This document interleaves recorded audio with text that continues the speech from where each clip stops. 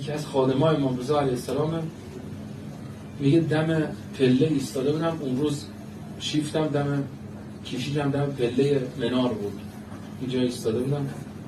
همین یه پیرمرد روستایی من پیدا بود، مثلا سطح سوادمون چنانی اینا نداره، بهم رسید گفت سلام علیکم، سلام احوالتون چطور، خوبم آقا شب امام رضا کجاست؟ میگم گفتم بذار سر به سرش بزنم، اون که این پیرمرد ساده است بذار سر به سرش بزنم. نمیره که با این پادردش. بهش گفتم این پله ها رو اگه بگیری بری بالا، امام رضا ته این پله هاست. دیگه مشغول شدم.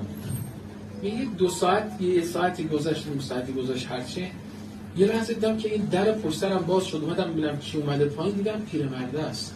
داره به زانوش دست میشه میگه های الحمدلله خوب شد. گرفتمش پیش گفتم که بالا چی کار داشتی؟ با خودت به من گفتی اگه بخوای امام رضا رو ببینی پله ها بگیر برو بالا. خب منم تا بهم گفتی پله ها رو گرفتم رفتم بالا. خب وقت چطور شد؟ میگه هیچی، منم پله ها رو گرفتم برم بالا. یه وقت آقا فرمودن کجا میای؟ گفتم دارم میام خدمت شما. فرمودن نمیخواد بیای، ما خودمون میایم.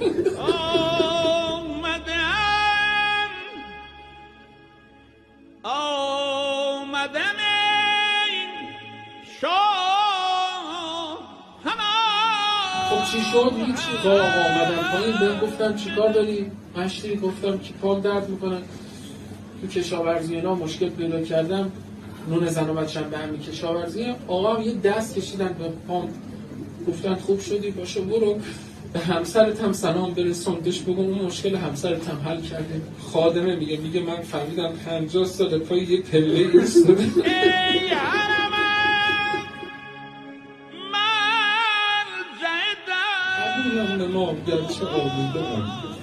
قبولم نما گرچه آلوده ام، مبادا برانی مرا از درت.